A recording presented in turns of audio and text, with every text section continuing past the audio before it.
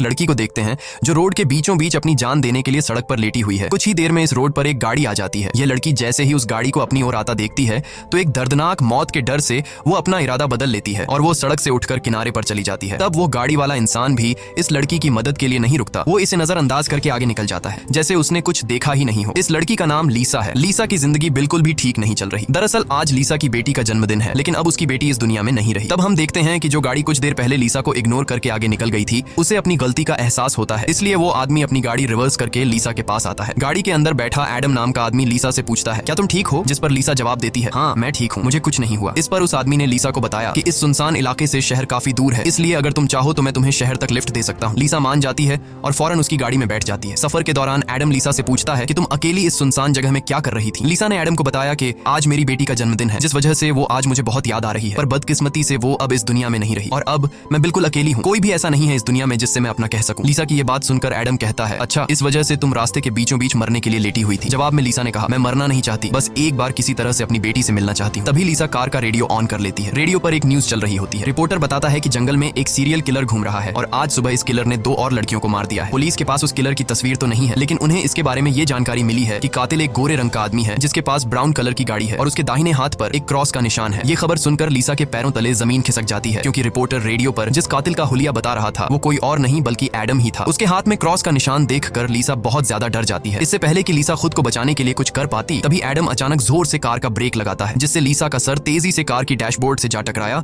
और लीसा बेहोश हो गई। कुछ देर बाद जब लीसा की आंखें खुली तब उसने खुद को एक अजीब से बंकर में कैद पाया जो चारों ओर से लोहे की मजबूत दीवारों से बना हुआ था। लीसा खुद को इस बंद जगह में कैद पाकर बहुत ज्यादा घबरा जाती है और मदद के लिए चिल्लाने लगती है, लेकिन उसकी मदद करने कोई नहीं आया। हम देखते हैं कि लीसा को एक अलग तरह का सूट पहनाया गया है और उसके हाथ में एक घड़ी भी पहनाई गई है। लीसा उस घड़ी को निकालने की बहुत कोशिश करती है, लेकिन वो घड़ी इतनी मजबूत थी कि काफी कोशिश के बाद भी वो उसके हाथ से नहीं निकलती। आखिर में जब उसे रियलाइज होता है कि इस जगह से निकलना इम्पॉसिबल है, तो वो थक हार कर एक जगह में बैठकर रोने लग जाती है। तभी अचानक उस चेंबर का दरवाजा खुला। लीसा ने देखा कि दरवाजे के दूसरी ओर एक सुरंग है। उस सुरंग के एंड से रोशनी नजर आ रही थी। लीसा को समझ आया कि अगर इस जगह से बाहर निकलना है तो इस सुरंग से होकर निकलना पड़ेगा। लीसा खुश हो जाती है कि उसे बाहर निकलने का रास्ता मिल गया है, लेकिन जैसे ही वो सुरंग के अंदर चली गई तभी अचानक उसके पीछे उस चेंबर का दरवाजा अपने आप बंद हो गया। ये देखकर लीसा की सांस रुक गई और अब उसे समझ आया कि वो पहले से भी ज्यादा खतरनाक जगह में फंस गई है। तभी अचानक लीसा के हाथ में बंधे ब्रेसलेट में अलार्म बजने लगा और 11 मिनट का टाइमर सेट हुआ। ये देखकर लीसा समझ गई कि मुझे 11 मिनट में यहाँ से निकलना होगा, नहीं तो मैं हमेशा के लिए यहाँ पर बंद रह जाऊंगी। इसीलिए लीसा अपने हाथों और पैरों के बल रेंगती हुई जल्दी से उस रोशनी की तरफ बढ़ने लगी, लेकिन जैसे ही वो उस रोशनी के करीब होती जा रही थी तभी अचानक उस सुरंग का आगे का दरवाजा धीरे धीरे बंद होने लगा। ये देखकर लीसा और तेजी से आगे बढ़ने लगी, लेकिन जब वो उस दरवाजे के पास पहुंची तो वो दरवाजा पूरी तरह से बंद हो चुका था। लीसा को कुछ समझ नहीं आ रहा था कि अब यहाँ से कैसे निकला जाए। वो चीख चीख कर रोने लगी। तभी उसकी नजर उस दरवाजे के बगल से जा रही एक दूसरी सुरंग पर पड़ी, लेकिन वो रास्ता बहुत ज्यादा तंग था। लीसा को अब कोई और दूसरा रास्ता नजर नहीं आ रहा था, इसलिए लीसा हिम्मत करके किसी तरह सुरंग के अंदर चली गई और काफी मुश्किलों के बाद वह उस रास्ते को पार कर लेती है और आगे बढ़ते हुए एक ऐसी जगह पर पहुंच जाती है जहां एक प्लेटफॉर्म की तरह 2 रास्ते बने हुए थे। एक रास्ता ऊपर से जा रहा था और दूसरा रास्ता नीचे से। लीसा को कुछ समझ नहीं आया और वो ऊपर के रास्ते को चुनती हुई घुटनों के बल आगे बढ़ने लगी, लेकिन थोड़ा आगे जाते ही नीचे का फ्लोर ऊपर उठने लगा। अगर वक्त रहते लीसा वहां से नहीं निकल पाई तो नीचे का रास्ता उसे ऊपर चिपका कर मार देगा। लीसा डर के मारे तेजी से आगे बढ़ने लगी। वो उस जगह के बीच बस पिसने ही वाली थी कि तभी इस सुरंग के एंड तक उसका हाथ पहुंच जाता है और जैसे ही वो रास्ता पूरी तरह से बंद होने वाला था, लीसा अपनी जान बचाकर वहां से निकलने में कामयाब हो जाती है। खुद को कुचलने से बचाकर वो एक सुकून की सांस लेती है, लेकिन उसे पता नहीं था कि अब उसके लिए मुश्किलें और भी बढ़ने वाली हैं, क्योंकि आगे का रास्ता और भी ज्यादा खतरनाक है। तभी उसके घड़ी में अलार्म बज उठा। ये अलार्म बता रहा था कि आधा समय बीत चुका है और अब उसके पास सिर्फ 5 मिनट बाकी है। इसीलिए वो अब फिर से आगे बढ़ने लगी, जहां उसे थोड़ी दूर जाते ही रास्ते में कोई इंसान लेटा हुआ दिखाई दिया। लीसा जब उसके करीब आई तो उसने देखा कि वो कोई जिंदा इंसान नहीं बल्कि एक जली हुई डेड बॉडी है जिसकी हालत बहुत खराब है। उस लाश के हाथ पर भी वैसी ही घड़ी बंधी हुई थी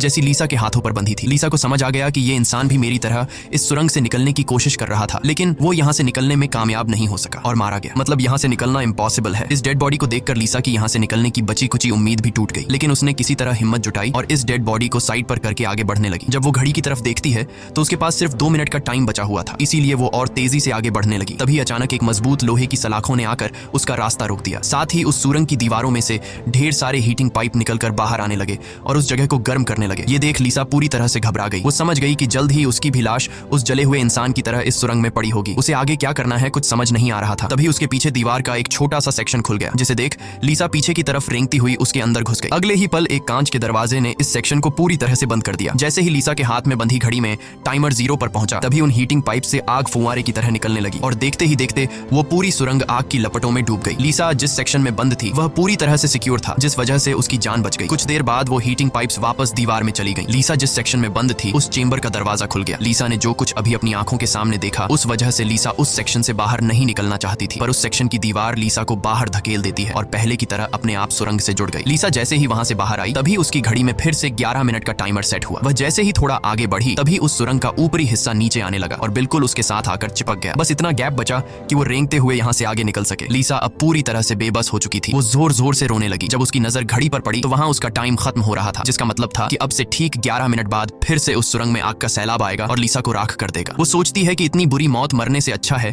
कि क्यों ना एक बार फिर से वो यहाँ से निकलने की कोशिश करे। इसीलिए वो फिर से हिम्मत करके अपनी जान बचाने के लिए पीठ के बल अपने हाथों के सहारे रेंगते हुए आगे बढ़ने लगी। थोड़ी दूर ऐसे ही रेंगते हुए जाने के बाद वो सुरंग खत्म हो गई और आगे पानी का एक टैंक आ गया। लीसा बहुत ज्यादा थक गई थी और प्यास ने उसका बुरा हाल कर दिया था। वो इसी तरह लेटे हुए हाथों की मदद से पानी पीकर अपनी प्यास बुझा लेती है। जब उसने अपनी घड़ी की तरफ देखा तो अब सिर्फ 8 मिनट रह गए थे। अब पानी के अलावा उसे कोई और दूसरा रास्ता नहीं दिखा, इसलिए वो एक लंबा सांस लेते हुए पानी में ही उतर गई। पानी में उतरने के बाद टैंक काफी बड़ा था। उसे अब समझ नहीं आ रहा था कि किस तरफ जाना है। वो यहाँ वहाँ पानी में निकलने का रास्ता ढूंढने लगी, मगर उसे कोई भी निकलने का रास्ता नहीं मिला। दूसरी तरफ जहाँ से वो इस टैंक में उतरी थी वह रास्ता भी बंद हो चुका था। अब उसकी सांस भी खत्म होने लगी थी। तभी टैंक में से ऊपर की तरफ एक दरवाजा खुल गया। लीसा जल्दी से उस दरवाजे से होते हुए ऊपर निकल आई। बाहर निकलते ही उसने जोर जोर से सांसें ली और आगे का रास्ता तय करने लगी। लेकिन लीसा बहुत ज्यादा थक चुकी थी। आगे बढ़ना उसके लिए बहुत मुश्किल हो रहा था और कुछ ही देर में भारी थकान की वजह से लीसा की बीच रास्ते में ही आंख लग गई। लेकिन तभी लीसा के कानों में किसी के चीखने की आवाज गूंज उठी। वहां और भी कोई था जो मदद के लिए पुकार रहा था। उसकी आवाज सुनकर लीसा के अंदर बचने की एक उम्मीद जाग उठी, इसीलिए वो जल्दी से उस आवाज का पीछा करने लगी। अचानक एक जगह उसके ठीक नीचे एक दरवाजा खुला जिसके अंदर उबलता हुआ तेजाब था। लीसा उस तेजाब में गिरने से बाल बाल बची। वो तेजाब इतना खतरनाक था कि एक मजबूत लोहे को भी कुछ सेकंड में पिघला देता। लीसा जल्दी से अपने कपड़े का एक टुकड़ा काटती है और उसे टेस्ट करने के लिए तेजाब में डुबोती है। कपड़ा कुछ ही सेकंड में काली राख में बदल जाता है। ये देखकर वो बहुत ही संभल कर आगे बढ़ती है। वो अपने हाथों और पैरों को उस गड्ढे के किनारों पर रखकर उस जगह को पार करने ही वाली थी कि तभी उसका घुटना तेजाब में लग जाता है, जिससे लीसा दर्द से चीख पड़ी। खुशकिस्मती से उसके सूट की वजह से उसका घुटना गलने से बच गया, लेकिन उसके घुटने पर एक गहरा जख्म बन गया था। अच्छी बात यह थी कि अब वह मदद की आवाज काफी करीब से आ रही थी। लीसा अपना दर्द भूलकर फिर से उस आवाज का पीछा करने लगी और आखिरकार वो एक लोहे की ग्रिड के पास जा पहुंची। उससे कुछ दूरी पर एक और ग्रिड थी जिसके पीछे एक आदमी था। उस आदमी ने भी लीसा की तरह हाथ में घड़ी और सूट पहना था। लीसा उससे कहती है कि देखो मेरी बात सुनो, हम दोनों यहाँ पर फंसे हुए हैं। अगर हम एक दूसरे की मदद करें तो यहाँ से निकल सकते हैं। लेकिन वो आदमी काफी लंबे समय से उस सुरंग में फंसने की वजह से उसकी दिमागी हालत खराब हो चुकी थी। वो कभी लीसा को गालियां देने लगता तो कभी सॉरी करने लग जाता। वो कहता है कि ये लोग जल्द ही वापस आएंगे और हम दोनों को मार देंगे। ये कहकर वो पागल जोर जोर से हंसने लगा। तभी लीसा देखती है कि उसके हाथ में बंधी घड़ी में 60 सेकंड की काउंटिंग शुरू हो गई है। वो हीटिंग पाइप्स दोबारा दीवारों से बाहर निकल आए और इस बार बचने के लिए जो सेक्शन था वो लीसा और उस आदमी के बीचों बीच खुलता है, जिसमें सिर्फ एक ही इंसान के छिपने के लिए जगह थी। अब या तो वो पागल आदमी बचेगा या फिर लीसा। अगले ही पल लीसा और उस पागल आदमी के आगे जो लोहे की ग्रिड थी वह हट गई। ये दोनों तेजी से उस चेंबर की तरफ भागने लगे और दोनों एक साथ चेंबर तक पहुंचे, जिसके बाद ये दोनों एक दूसरे को मारने लगे। उस बीच कभी लीसा उस पागल आदमी को चेंबर से बाहर निकाल देती तो कभी वो पागल आदमी लीसा को बाहर धकेल देता। लेकिन आखिर में जैसे ही वक्त खत्म होने वाला होता है लीसा उस आदमी को लात मारकर चेंबर से बाहर कर देती है। वो आदमी लीसा को पैर से पकड़कर बाहर निकालने की कोशिश करता है। तभी 60 सेकंड खत्म हो गए और उस चेंबर के शीशे के दरवाजे ने उस आदमी का हाथ काट दिया। दर्द से वो आदमी चिल्ला उठा। तभी लीसा की नजर उस आदमी के हाथ पर पड़ी जिस पर क्रॉस का टैटू बना हुआ था। उस टैटू को देखकर लीसा समझ जाती है कि ये आदमी कोई और नहीं बल्कि उसे कार में बेहोश करने वाला सीरियल किलर एडम है। अब लीसा की सारी कंफ्यूजन दूर हो गई। पहले लीसा को लग रहा था कि एडम ने इसे यहाँ कैद करके रखा है, लेकिन उसकी ये सोच गलत थी क्योंकि एडम बेचारा तो अब खुद मौत के मुंह में था। इतने में ही लीसा की घड़ी पर 11 मिनट का वक्त पूरा हो गया और उन हीटिंग पाइप्स से निकलती तेज आग ने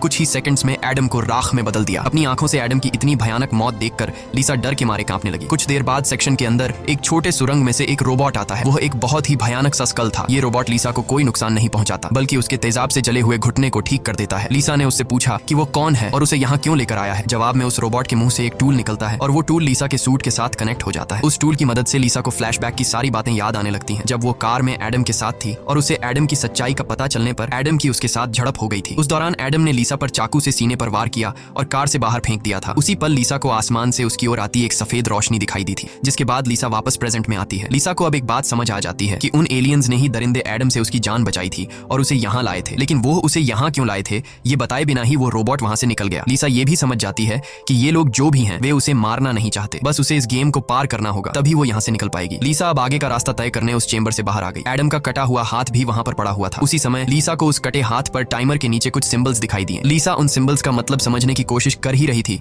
कि तभी एक घूमता हुआ पंखा उसकी ओर आने लगा। उसे देख लीसा अपनी जान बचाने के लिए लिए पीछे हटने लगी और उससे बाल बाल बचती हुई एक छेद से ऊपर की सुरंग में चली गई। तभी अचानक उसे सुरंग के ऊपर से किसी के चलने की आवाज सुनाई दी। वो आवाज एक जगह पर जाकर रुक गई। उस जगह पर सुरंग का ढक्कन खुला और उसमें से एक भयानक सा क्रीचर उतरा जो देखने में तो इंसान था लेकिन जानवरों की तरह घुरा रहा था। उसका शरीर पूरी तरह से जल चुका था और उसकी आंखें सफेद पत्थर की तरह चमकदार थीं। तभी लीसा की नजर उसके कटे हुए हाथ की तरफ गई। उसका कटा हुआ हाथ देखकर लीसा समझ गई कि वो कोई और नहीं बल्कि एडम है, जो जलने के बाद एक राक्षस में बदल चुका है। अब वो लीसा को मारना चाहता था। एडम की आंखें जल गई थीं, इस वजह से वह लीसा को देख तो नहीं सकता था पर वो सुन सकता था। लीसा चुपचाप धीरे धीरे आगे बढ़ने लगती है लेकिन तभी उसकी घड़ी के फर्श पर टकराने से एक हल्की सी आवाज गूंज उठी जिससे एडम को उसकी भनक लग गई और तेजी से लीसा को मारने के लिए उसके पीछे आने लगा। लीसा उसके हाथ लगने ही वाली थी कि तभी लीसा एक पतली सुरंग से उस पार चली गई। एडम को कुछ नजर न आने की वजह से वह उस जगह को पार नहीं कर पाया। लीसा उस सुरंग से आगे बढ़ती हुई एक ऐसी जगह पर पहुंची जहां उसके पास आगे जाने के लिए दो रास्ते थे। लीसा को कुछ समझ नहीं आ रहा था कि किस रास्ते को चुनना चाहिए। वह बहुत सोचने के बाद जब उसे कुछ समझ नहीं आता तो वह एक अंदाजे से लेफ्ट वाले सुरंग में घुस जाती है। सुरंग के बाहर एक कमरा था जिसकी चारों ओर कांच की दीवारें थीं। उन दीवारों पर लीसा को उसके पैदा होने से लेकर